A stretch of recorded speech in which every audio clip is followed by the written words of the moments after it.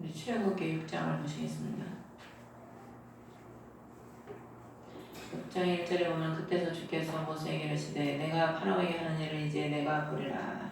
우리 하나님께서는 우리가 순종을 하면 그의 말씀에 순종을 하는 사람에게 자신의 그 구원의 역사를 보게 하십니다. 그래서 욥이 귀로만 듣기만 했는데 여호와를 이제 봤다, 체험을 하고 나서는 하나님을 봤다고 증거하지요. 그래서 신약에도 보면은 예수님께서 많은 사람들에게 믿기만 해라, 믿기만 하면 네가 구원의 역사를 보리라. 우리 주님도 그런 말씀들을 많이 하셨습니다.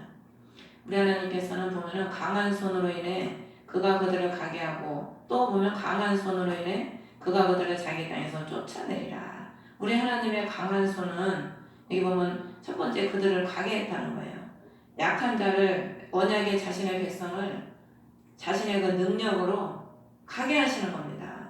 이스라엘 백성들이 애굽에서 나올 때 자신의 힘으로 나온 게 아니잖아요. 자신들의 힘으로는 도저히 나올 수 없었죠. 근데 하나님께서 그 강한 손으로 그 애굽을 치시고 6월절에 그 넘어간다는 그런 의미의 그 피로써 자신의 백성들을 자신의 강한 능력으로 그들을 천성을 향해 가게 하신 것이죠. 그리고 또 반면에 여기 보면은 또 강한 손으로 인해 내가 그들을 자기 땅에서 쫓아내리라. 우리 하나님은 또 그 자신의 강한 능력으로 그 가나안 원 족속들을 쫓아내서 하나님의 약속의 그 백성들, 언약의 백성들, 순종한 백성들에게 약속하신 기업을 주신다는 겁니다. 그러므로 오늘날도 우리 하나님께서는 그 강한 손을 통해서 자신의 백성을 건지시고, 또 하나님을 거역하고 대적하고 죄를 위해서 살아가는 그들은 그 하나님께서 악인을 멸절을 시키시는 거죠. 이제를 보면 하나님께서는 모세에게 말씀하여 이르시되 나는 주니라. 내가 아브라함과 이삭과 야곱에게 하나님 곧 전능자의 이름으로 나타났으나 나의 이름 여호와로는 그들에게 알리지 아니하였느니라. 하나님께서 세 족장에게는 전능자의 이름으로 나타나셨죠. 이게 무슨 의미냐면은 전능자라는 것은 권능의 하나님이라는 의미입니다. 권능의 하나님.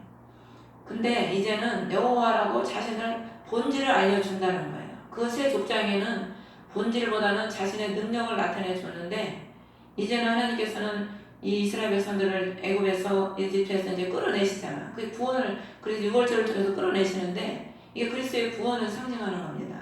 이제 그리스도의 구원을 통해서 너희들을 내가 건져내고 이 하나님의 그 구원의 역사를 너희들에게 알게 한다는 겁니다. 그리스도의 구원의 역사를. 우리가 하나님을 처음에는 잘 알지 못하지요. 예수를 믿어도 처음부터 하나님을 잘 알지를 못합니다. 그래서 많은 사람들이 병고침이나 많은 기사와 이적을 통해서 그분의 전능함을 체험하고 하나님 살아계신가 보다, 그렇게 그 정도만 현상을 통해서 알고, 이제 우리가 예수를 믿고 신앙이 더 성장하고 하나님을 이제 만나게 되면은 이제는 겉에 나타나는 현상보다는 진정으로 우리를 구원하시는 그 본질의 하나님의 속성을 알게 되는 겁니다. 그래서 우리가 예수 그리스도의 그 구원의 기쁨과 그 구원의 그 깊은 우물에서, 그 기쁨의 우물에서 그 우물을 기르면 환경 가운데 어떤 어려움이 와도 예수님을 버리지 않죠. 그런데 그 본질을 모르고 하나님의 그 겉의 현상만 알면은 넘어질 수밖에 없어요. 그래서 엘리야가 아무리 불을 끌어내리고 바알의 450대 1로 싸워서 승리했지만 하나님의 본질을 모르기 때문에 아직까지는 그 이세벨이 죽인다고 하니까 도망가잖아요. 그 하나님의 먼저 불로, 바람으로, 지진으로 하나님이 임하시지 않습니까? 그런데 성경에는 뭐라고 그래요? 거기 하나님 안 계시다고 그랬어요. 안 계시다고.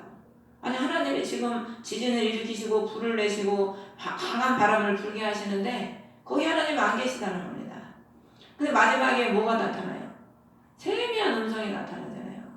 그러니까 우리가 엘리야에게 뭘 알려주는 거냐면은, 네가 아무리 불을 끌어내리고 능력을 행사하고 아무리 그래도 그게 본질이 아니라는 겁니다. 본질은 진정한 예수 그리스도의 음성을 듣고 그의 음성을 따르고 그의 음성에 온유하고 겸손한 그 음성에 따라서 우리가 그분과 교통하는 삶, 거룩한 삶, 그분의 본질을 우리가 담는 삶을 살아야지 그것이 진정한 하나님의 백성이지, 얼마나 그래서 은사적으로 일하던 사람들이 많이 넘어지고 타락을 합니까? 본질을 추구하지 않고 현상만 추구하기 때문에 그런 결과가 나타나는 것입니다. 그래서 알리지 않았다, 이거는 알리다라는 것이 히브리어로 야다인데 이 깊은 걸 안다는 의미거든요. 성적인 관계를 의미하는 겁니다. 그래서 성경의 구약에 보면 그를 알았다는 그 의미가 남녀가 결혼해서 성관계를 해서 그 깊은 걸 알듯이 하나님을 우리가 진정으로 알면 하나님의 그 거룩함과 그 사랑과 그 속성을 우리가 닮아가고 그분을 그 속성을 닮아가는 사람들은 또 그것을 세상에서 빛과 소금으로 나타내는 삶을 살아갈 수 있게 되는 거죠. 4절에 보면 내가 그들과 더불어 내 언약을 세워 가나안 땅 그들이 나그네로 지냈던 곳 그들의 순례의 땅을 그들에게 주기로 하였으며 하나님의 아브라함과 이삭과 야곱에게 한 씨를 통해서 내가 네 많은 백성을 세워주고 그들에게 내가 약속한 땅을 주리라. 그 한 씨가 예수 그리스도시거든요. 그 예수 그리스도의 자손들을 통해서 하나님의 언약한 그 약속에 가나안은 천국을 의미하는 건데 그리스도의 땅, 그리스도의 백성에게 예비해 놓으신 영원한 땅을 주신다는 거죠. 근데 나그네로 지냈던 그 사람, 순례의 삶을 살았던 그 사람들에게 그 땅을 준다는 겁니다. 원래 아브라함과 이삭과 야곱은요, 거기 뭐 땅을, 야곱은 자기 욕심에 숫곳을 샀지만 아브라함과 이삭이 야곱이 다른 데 땅을 샀다는 말이 없어요. 그들은 하나님의 말씀에 따라 순례의 삶을 산 겁니다. 순례의 삶. 오직 말씀에 순종해서 순례의 삶을 산 거예요. 우리 본향은 이 땅이 아니지 않습니까? 오늘날에도 우리가 예수 그리스도의 말씀을 따라 오직 천성을 향해 순례의 그 삶을 살아가는 자들에게 우리 하나님은 영원한 약속의 그 땅인 예수 그리스도가 계신 영원한 나라 그 하나님의 왕국을 우리에게 주시는 겁니다. 근데 세상 사람들은 순례의 삶을 안 살죠. 이 땅이 자기네 집이고 이 땅이 자기 고향이고 영원히 살 것처럼 살아가는 게 세상 사람들의 모습 아닙니까? 5절에 보면 이집트 사람들이 속박한 이스라엘 자손이 신음하는 것을 내가 듣고 내 언약을 기억하였노라. 예수 그리스도를 우리가 알지 못하면은요, 다 보이는 것에 사람이 종이 되게 돼 있어요. 그리스도의 구원을 우리가 체험하지 못하고 그리스도의 구원을 통해서 우리가 세상에서 탈출을 하지 못하면 늘 보이는 거에 속박이 된다니까. 인간은 자연적으로 그렇게 만들어졌어요. 그러니까 조금만 기도 안 하고 나태해 있으면 벌써 세상 물이 들어옵니다. 우리가 그리스도의 구출을 받지 못하면 늘 세상에 속박을 당하고 있으면, 그런 상태에서 있으면 늘 우리 영은 신음을 하는 거야. 평강이 없어. 아무리 돈 많은 사람도 자살하잖아요. 우리가 집에 아무리 좋은 걸 갖다 놓고 집이 뭐 먹을 게 많고 해도 남 부부가 서로 싸우고 사이가 안 좋아. 그 집에 뭐 좋은 거 그런 거 하나도 안 기뻐요. 그리고 아무리 좋은데 여행을 가도 신나고 서로 행복하자고 갔는데 우리가 같이 갔다가도 싸우는 경우가 많잖아요. 싸워봐. 그러면 그 아름다운 풍경이 나한테는 아무런 기쁨이 안 되더라고. 아무 소용이 없어. 그 아름다운 게 나한테. 그것처럼 우리가 그리스도의 속박을 받으면 그리스도의 그 기쁨과 평강을 누리지만 세상에 속박을 당해가고 있으면 아무리 예수님이 좋은 분이라 할지라도 그걸 못 느끼는 거죠. 우리 영은 신음하고 늘 얽매여서 속박 가운데서 고통을 당하는 겁니다. 근데 우리 하나님은 내 언약을 기억했다. 예수 그리스도를 통해서 구원하시겠다는 그 언약을 기억하셔서 16절에 보면 나는 주니라. 이 여호와라는 이름이 스스로 있는 자라는 의미인데 왕, 주라는 의미입니다. 스스로 있는 자. 그래서 우리 하나님은 온전히 유일신, 누가 만들어서 있는 게 아니고 스스로 계신 자, 유일신이시고 또 우리의 주가 되시는 분이시죠. 이게 여호와라는 뜻이거든. 그래서 자신의 백성에게 구원을 나타내셔서 인도하신다는 그런 의미지요. 이 여호와라는 의미가. 그래서 계속 주님은 나는 주다 이 말씀을 계속 하는 거예요. 나는 유일신이다. 나는 너희의 왕이다. 나는 너의 주다. 이 말씀을 계속 하시는 겁니다. 주님이 우리의 주인이시기 때문에 우리를 이집트의 사람들의 집 밑에서 너희를 빼내고 내가 그들의 속박에서 너희를 자유롭게 하고 내가 뻗은 팔과 큰 심판들로 너희를 구속하리라. 우리 하나님은 우리의 주시고 우리의 왕이시기 때문에 사람이 보면은 자기 자식이 고생하면서 신음하는 걸 보고 있는 부모가 어디 있습니까? 자기 자식이 고생하면 건져주는 게 부모의 마음이지요. 그러니까 우리 하나님은 우리의 주시기 때문에 우리가 우리의 그 무거운 짐을 예수 그리스도께서 대신 십자가에서 다 청산해 주셨지 않습니까? 다 청산해 주시고 그 죄의 속박에서 우리를 자유롭게 해주시고 주님의 그 능력의 팔로 하나님은 우리를 구속해 주는 거죠. 이 구속이라는 의미가 히브리어로 가알인데 그는 현현자 역할을 하다. 그러니까 남남이 원수지간이었잖아 우리가 원래. 그래서 사도 바울인가 누가 그러잖아. 너희가 전에는 하나님과 원수된 자였고 해방자고 핍박자였는데 이제는 그리스도로 하나 되고 우리가 그의 신부가 되는 거야 신부. 그러니까 전에는 우리가 하나님과 원수된 자요 아무 상관이 없던 자였는데 예수 그리스도께서 우리의 짐을 다 청산해 주시고 십자가에서 우리를 구원해 주심으로 인해서 구속을 해 주신 거예요. 그러니까 그 구속이 바로 하나님의 아들이 된 양자가 된 거예요. 양자가 되고 또 그의 신부가 되고 또 우리를 그런 신분으로 만들어 주시기 위해서 예수 그리스도께서 2000년 전에 십자가에서 죽으시고 피 흘리시고 그 구원의 역사를 지금 이 이스라엘 백성들을 이 시대에 건진 것처럼 지금도 우리 주님은 그렇게 자신의 피와 은혜로 사랑으로 우리들을 건지시고 구속해 주시길 원하시는 거죠. 그래서 이 출애굽기가 그리스도의 구원을 다 나타내는 겁니다. 구약에 예수 그리스도의 구원을 예표로 지금 다 말씀해 주고 있는 거죠. 그러면서 7절에도 보면은 내가 너희를 취하여 한 백성으로 삼고 한 백성이 누구예요? 이 나라는 온 지구에 보면 여러 백성이 있죠. 여러 나라가 있잖아요. 수백 개의 나라가 있고 수백 개의 민족이 있습니다. 서로 섞이지가 않아요.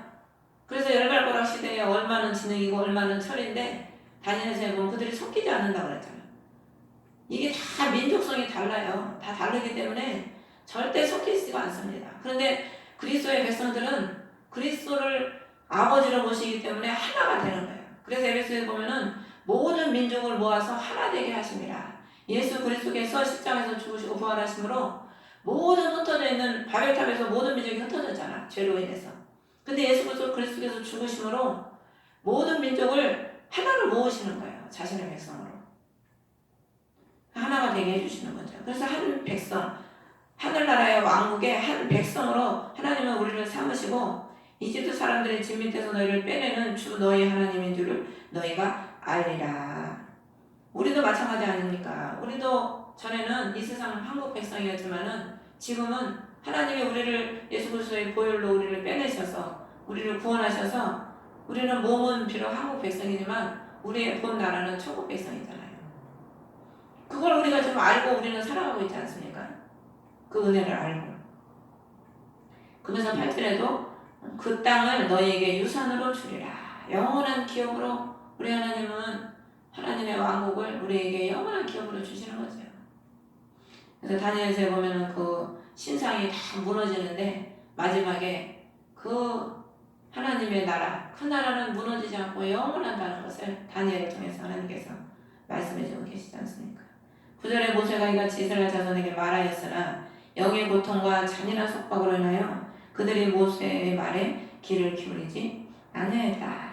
이 영의 고통이라는 게 마음의 상함과 힘든 고역으로 숨을 막 헐떡이는 그런 상태를 지금 이제 의미하는 건데 숨이 짧다는 그런 의미입니다. 그러니까 우리가 세상의 속박을 받고 세상의 고통을 너무 당하면 결국에 우리 육신도 병이 들지만 가장 뭐가 병이 드냐면 영혼이 병이 드는 겁니다. 영혼이. 우리 주님이 이 땅에 우리 육신도 물론 치료해주고 육신에 뭐 물질도 주시고 그것도 물론 보너스로 주시지만 우리 주님이 이 땅에 오셔서 십자가에서 죽으신 근본적인 원인은 뭡니까? 우리 영혼을 구원하기 위해서 어떻게 하신 거거든요. 근데 우리가 예수를 안 믿고 세상의 속박과 세상의 고통 속에서 살다 보면은 이 영의 고통이라는 게 많이 이 언어 성경에는 많이 나와요. 영의 고통, 영의 슬픔. 우리가 예수 그리스도를 알지 못하면 우리 영은 슬픔 가운데, 고통 가운데, 어두움 가운데, 죽음 가운데 처해 있는 거예요. 그 이들이 예수 그리스도의 구원을 받지 못하니까 영의 고통과 사단의 그 잔인한 속박으로 인해서 늘 고통을 당하고 살고 있는 거죠. 그래서 우리 주님은 그걸 알기 때문에 자신의 백성들을 그 영의 고통과 사단의 잔인한 속박에서 건지시기 위해서 십자가에서 자신이 대신해서 피 흘리시고 3일 만에 부활하셔서 그 부활의 능력을 우리에게 보이시고 우리도 언제까지 맨 속박만 당하겠습니까? 예수를 믿으면 십자가에서 죽음도 있지만 더 중요한 건 부활이에요. 부활. 맨날 죽으라만 하면 되겠습니까? 부활을 주님이 주신다니까. 우리에게 하나님은 새날을 주시고 우리를 새롭게 하시고 새하늘과 새 땅을 우리에게 주시는 하나님이십니다. 새 창조를 이루시는 하나님이죠. 그러면서 모세에게 11절을 보면 이집트 왕 파라오에게 말해서 그의 백성을 내보내어 가게 하라. 12절에 그렇게 명령을 하니까 모세가 또 뭐라고 하냐면 주 앞에 아뢰되 보소서 이스라엘 자손도 내 말에 귀를 기르지 않았는데 어찌 파라오가 내 말을 들으리까. 나는 할례받지 않은 입술을 가진 자니이다. 아직까지도 모세는 하나님의 말씀에 긍정적으로 아멘하는 게 아니고 자신의 모습을 자꾸 바라보는 거죠. 이 할례받지 않은 입술이라는 의미가 뭐냐면은 이 겉입술을 의미하는 건데 둔하다는 의미예요. 둔해. 하나님과의 관계 속에서 둔함을 의미하는 겁니다. 이게 원래 하랄인데 하랄 히브리어로 이 할례받지 않는 입술이 히브리어로 하랄인데 하나님과의 관계 속에서 둔하다는 그런 의미예요. 그러니까 우리가 하나님 앞에 자꾸 순종치 못하고 못해요, 안 해요, 나는 뭐 부정적인 말이 나오는 의미가 그 근본 원인은 뭐냐면 하나님과의 관계가 그 영이 깨지 못하고 둔하기 때문에 그런 겁니다. 둔하기 때문에 사람의 마음에 있는 게 입술로 나오는 거거든요. 그러니까 우리가 예수 그리스도의 그 구속을 받고 성령으로 거듭나지 못한 상태는 하나님과 관계가 둔해요. 둔하니까 그의 뜻을 모르는 거예요. 그의 뜻을 모르니까 어떻게 해요? 내 뜻대로만 사는 거지. 근데 성령을 그리스도를 믿고 성령을 받고 그의 인도를 받으면 하나님의 인도를 받기 때문에 둔하지가 않고 늘 예민하고 늘 그분의 뜻을 먼저 추구하면서 그분의 뜻을 위해 우리가 살아가게 되지요. 13절에 모세와 주께서 모세와 아론에게 말씀하시고 그들에게 이스라엘 자손과 이집트 왕 파라오를 향한 책망을 주시며 이스라엘 자손을 이집트 땅에서 데리고 나오게 하시니라. 우리 하나님께서는 이 모세와 아론을 두 증인으로 삼으셨습니다. 항상 하나님 보면 증인을 두 사람으로 세워요. 그래서 구약에도 보면 증인을 항상 두세 사람으로 세워라. 뭘 의미하냐면은 두 사람이라는 그 의미는 예수 그리스도와 나, 예수 그리스도와 함께하는 자가 증인이 될 수 있고 예수 그리스도와 나, 신랑과 신부. 방주에도 보면은 늘 짝을 맞춰서 방주에 들어갔거든. 그건 뭐냐면 예수 그리스도와 나, 신부와 신랑 그런 의미입니다. 그래서 이 모세와 아론이 이제 나오는데 모세와 아론이 이스라엘 백성들을 출애굽시키는데 장본인이 되잖아요. 둘을 사용하잖아요. 아론이 형이거든. 아론이 다 항상 말하고 대변인이 되줘요. 아론은 예수 그리스도를 상징하는 겁니다. 우리를 형님같이 우리를 대신해서 말씀해 주시고 성령이 너에게 임하면 예수님이 제자들에게 뭐라고 그래? 너희는 말할 걸 염려하지 말아라. 성령이 너에게 임하면 성령께서 너희들 할 말을 다 가르쳐 준다. 요한복음에서 말씀하시잖아요. 그러니까 아론이 형이 다 해주는 것처럼 순종하고 가면 주님이 형님처럼 우리를 다 알아서 말씀도 하게 하고 알아서 사용을 하시는 거죠. 순종하고 가면. 그렇게 해서 하나님의 세우신 종을 통해서 세상에서 얼매이고 잡혀있는 많은 그런 사람들을 주님이 구원을 하십니다. 이번에 상주에 목회자 포럼에 있어서 갔다 왔는데 그 이름 황성주 박사님 있잖아요. 그분이 목사님이시더라고요. 나도 이번에 처음 그분 강의를 들었는데 하는 일 엄청 많으시더라고요. 목사, 병원도 운영하시지요. 또 책도 얼마 많이 내시고 전 세계를 다니면서 또 선교하시고 그래서 자기가 하나님 앞에 우리나라에서 10만 선교사를 파송하겠다는 그런 꿈을 가지고 그걸 위해서 기도하고 그걸 위해서 지금 힐수가 쓰고 또 가나안 나라들 같은 데 가서 복음으로 물질 선교하고 그래서 제가 이제 전에도 그런 말을 들었는데 제가 이름 실직을 먹잖아요. 2년 넘게 지금 아침마다 먹고 있는데 그 권사님은 그 얘기 하더라고요. 수입의 10% 11조를 선교하는 데 쓴다고 그 얘기를 제가 전에 들었었거든요. 근데 이제 자세하게 어떻게 쓰는지는 몰랐지. 근데 이제 요번에 이제 그걸 알게 됐죠. 10만 선교사를 보내는 일에 그 물질을 쓴다고 얘기를 하더라고요. 자, 하나님이 참 준비를 시키셔서 이 시대에 귀하게 쓰시고 계시더라고요. 그러니까 그 한 사람이 그런 걸 제가 이렇게 다 보면서 저 한 사람을 통해서 수많은 사람들이 복을 받고 그 사람들이 덕을 보고 구원을 받고 저 한 사람의 영향이 저렇게 크구나. 그 한 사람을 통해서 하나님은 전 세계에 많은 사람, 가난한 국가들, 많은 사람들을 구원하게 하고 많은 하나님의 역사를 이루시는 거예요. 그러니까 우리 하나님은 우리 한 사람을 통해서 순종하고 그의 그릇이 되고 그의 도구가 되면 하나님은 우리 한 사람을 통해서 큰 구원의 역사를 이루시고 많은 죄에 빠져있고 얽매이고 속박하는 그런 많은 백성들을 구원하시기 원하시는 게 주님의 뜻이지요. 근데 우리가 맨날 못한다고 그러고 안 한다고 그러고 당장만 보고 미래를 보지 못하고 당장만 보고 사는 하루살이 인생 같은 삶을 사는 사람들이 너무나 많죠. 그러면서 13절에 보면 말씀을 주시며 아론에게 말씀하시고 이 말씀은 오늘 금방 했고 14절에 보면은 이제 모세와 아론의 가족들이 나오는데 여기에서 왜 모세와 아론의 가족들이 나오냐면은 이스라엘 백성들을 이제 출애굽시키는 장본인 그리고 이제 이 백성들이 나옴으로 인해서 제사장이 세워졌거든요. 그래서 이들을 통해서 하나님께서 제사장들을 통해서 이스라엘 백성들을 출애굽시키고 또 이 제사장들을 통해서 예배와 절기와 이런 모든 것들을 행하게 하셨기 때문에 여기에 이제 모세와 아론의 가족들의 이름이 지금 기록이 되는 겁니다. 이제 첫 번째 제사장으로 아론이 세워지잖아요. 대제사장으로.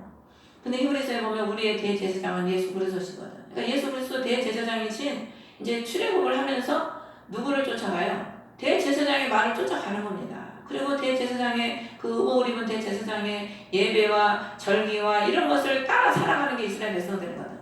그러니까 우리의 영적 대제사장은 예수 그리스도시기 때문에 우리가 예수 그리스도를 믿고 탈출을 받고 세상에 탈출하고 구원받은 백성들은 대제사장이신 예수 그리스도의 그 인도와 그 예수 그리스도를 위한 신령과 진정으로 드려지는 예배와 그 절기와 하나님을 기쁘시게 하는 그 절기의 삶, 구원받고 알곡이 되기 위한 그 절기의 삶을 살아가게 되는 거죠. 근데 여기 보면 14절에 보면 집들의 우두머리가 나오는데 르우벤이 나오고 15절에 시몬이 나오고 16절에 이제 레이가 나와요. 이제 우두머리는 첫째는 르우벤이잖아요. 야곱의 아들 중에서 첫째 아들이. 둘째 아들이 시몬이고 셋째가 이제 유다고 넷째가 이제 레이고 그런데 이 레이가 이제 보면은 위에 우두머리를 말하기 위해서 르우벤과 시몬이 나오는 거고 실질적인 이스라엘 백성을 이끄는 건 레위의 아들들이 되는 겁니다. 그러니까 우리 하나님은 육적으로는 보면 우두머리는 르우벤과 그 형들이지만 영적으로는 그 우두머리가 하나님 백성을 이끄는 게 아니고 제사장 레위와 그 아들들이 이스라엘 백성을 이끄는 거죠. 영적으로는. 근데 우리가 육신적으로는 세상 사람, 큰 사람, 돈 많은 사람, 권력 있는 사람이 세상을 이끌지 몰라도 영적인 것을 이끄는 사람은 제사장입니다. 제사장. 그러니까 우리나라가 지금 이렇게 왜 어려움을 겪습니까? 제사장인 많은 목사들, 주의 자녀들이 다 타락을 해가지고 빛과 소금의 직분을 감당하지 못하고 세속에 물들어가지고 그렇게 돼버리니까 우리나라가 지금 이렇게 어려운 겁니다. 세상에 다 그렇게 된 거죠. 여기 보면은 레위의 아들들이 나오는데 게르손, 고한, 무라리가 나와요. 근데 여기 보면 이들의 누린 삶의 횟수가 나옵니다. 다른 사람의 누린 횟수의 삶은 나오지 않는데 이 레위의 아들 세 사람의 누린 횟수가 나오는 거예요. 근데 여기 보면은 137년, 18절에 보면 133년, 20절에 보면 137년 장수하고 오랜 세월을 살았죠. 이 레위라는 뜻이 연합이라는 뜻이거든요. 삼위 하나님은 연합의 하나님이지 않습니까? 또 우리 하나님과 연합하는 삶을 사는 자는 그의 뜻을 따라 살고 그의 나라를 위해서 살고 연합하는 자의 삶을 살면 우리 하나님이 이렇게 장수하면서 긴 평강의 삶의 횟수를 누리게 해주시는 거죠.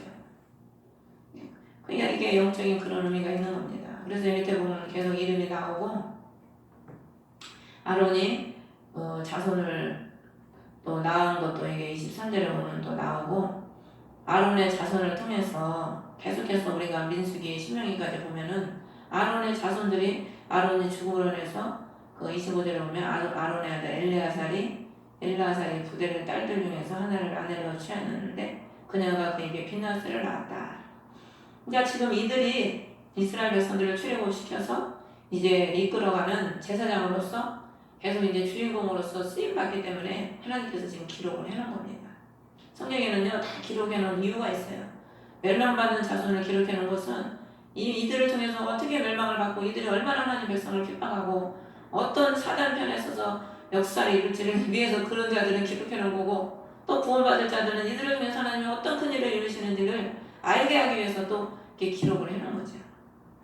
그 26절에 보면은 이스라엘 자손을 그들의 군대대로 이집트 땅에서 데리고 나오라 하신 주의 말씀을 받은 자들이 이들 곧 아론과 모세라. 하나님의 백성들을 군대라고 하시는 거예요. 군대. 그러면 군대는 뭐하는 겁니까? 군대는 싸우는 게 군대예요.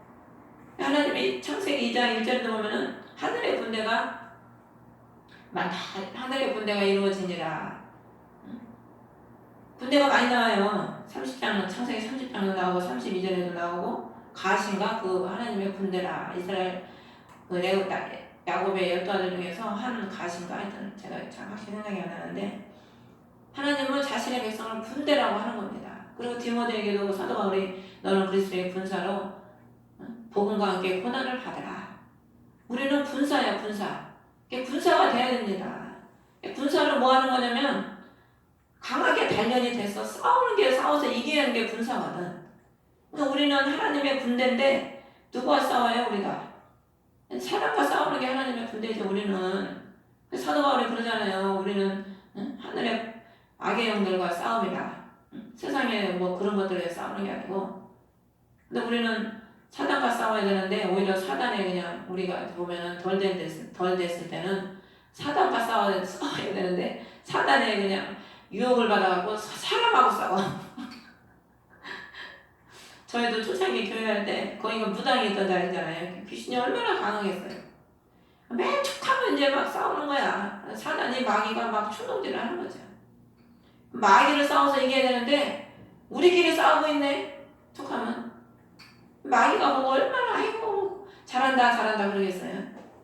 우리는 그때는 그런 것도 모르고 그냥 열불이 나니까 막 한바탕 싸우고 또 싸우고. 그러니까 우리가 그리스도의 군대로 사단을 점령하고 무찌르고 사단에 잡혀있는 주의 백성들을 건져내는 그런 삶을 살아야 되는데 오늘날 예수를 믿는다고 해도 다 잡히는 사람이 얼마나 많은지 몰라요. 가보면 집에 귀신도 있고 그 뱃속에 귀신이 있고 잡혀있는 사람이 수두룩합니다. 그 자기도 잡혀있는데 무슨 군대가 되겠어요?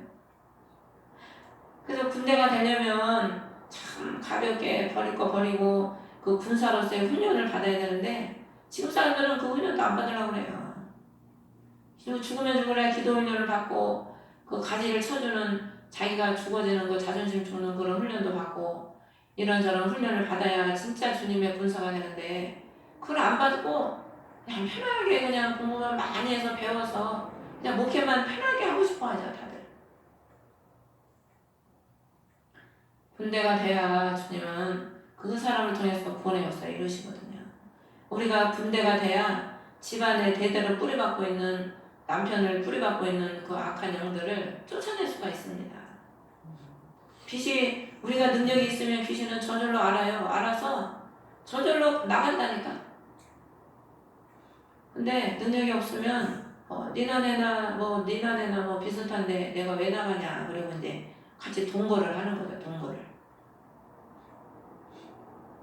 또 20절에 보면 이스라엘 자손을 이집트에서 데리고 나오기에 이집트 왕 파로에게 말한 자들도 이들이니 이들은 곧 모세와 아론이라. 이 제사장이 하나님을 이들을 제사장으로 택하셔서 주님은 그들을 통해서 세상에서 이스라엘 백성들을 구출해낸다는 것을 지금 말씀하고 계신 겁니다.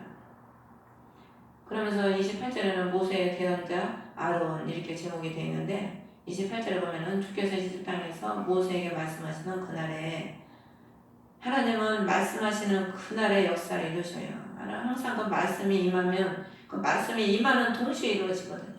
창세기에 보면 천지를 창조할 때도 말씀이 나오는 동시에 이루어졌지 않습니까? 29절에 보면은 주께서 모세에게 말씀하시되 나는 주니라 너는 내가 내게 이르는 모든 것을 이집트 왕 파라오에게 고하라. 나는 스스로 있는 자여 너의 주인이다. 가서 다 전하고 고하라는 거죠. 하나님의 말씀을 대언자로서 그 사명을 감당하라는 겁니다. 우리는 주님의 대언자로서 살아가는 겁니다. 대언자로서 주님이 주리에 주시고 우리는 그분의 종이기 때문에 그분이 그냥 가서 말하라고 하는 것만 우리는 하면 되죠. 종의 신분으로서.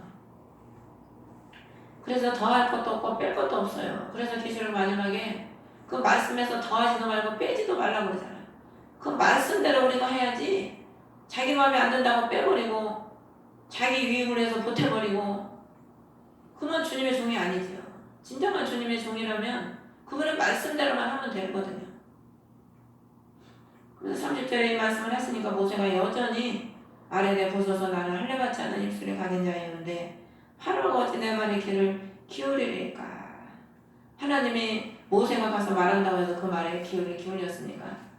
우리가 말한다고 그걸 기울이는 게 아니에요. 말은 우리가 하지만 역사는 누가 합니까? 하나님이 하시는 거. 하나님이 모세가 가서 아무리 말해도 이 말도 맞아요. 모세가 말한다고 바로가 들었습니까? 안 들었어. 근데 하나님이 그 말을 실현해 주시니까 그 말대로 이루어 주시잖아. 가서 재앙을 선포하면 그 재앙이 그대로 일어나는 거예요. 그러니까 하나님이 그 재앙을 바로가 보고 그걸 보고 그가 보낸 거지. 모세가 가서 보내야 된다 말만 하고 아무런 역사가 안 일어났으면 그 파라오가 그걸 보냈겠습니까? 그러니까 하나님은 우리가 순종해서 가서 말하면 자신의 능력을 나타내 주시는 거죠. 하나님의 종됨을 실현해 주시는 겁니다. 사울이 하나님의 종됨을 사무엘을 실현해 준 것처럼 순종하고 가는 자는 하나님이 그 말씀대로 자신이 역사를 하셔서 이루어 주시는 거죠. 그러면 오늘날에 우리도 그 약속의 말씀을 믿고 우리가 나아가면 하나님은 때가 되면 그 약속의 말씀 우리 환경 가운데 삶 가운데 반드시 이루시는 하나님이시죠. 그러므로 저와 여러분이 이 언약의 하나님, 구원의 하나님, 강한 손으로 우리 위해서 일하시는 그 일하시는 하나님, 그 하나님을 우리가 늘 믿고 또 확신을 가지고 감사하면서 승리하며 나아가시는 여러분 되시기를 주의 이름으로 축원합니다. 주기도문으로 예배를 마치겠습니다. 하늘에 계신 우리 아버지 이름이 영광을 받으시고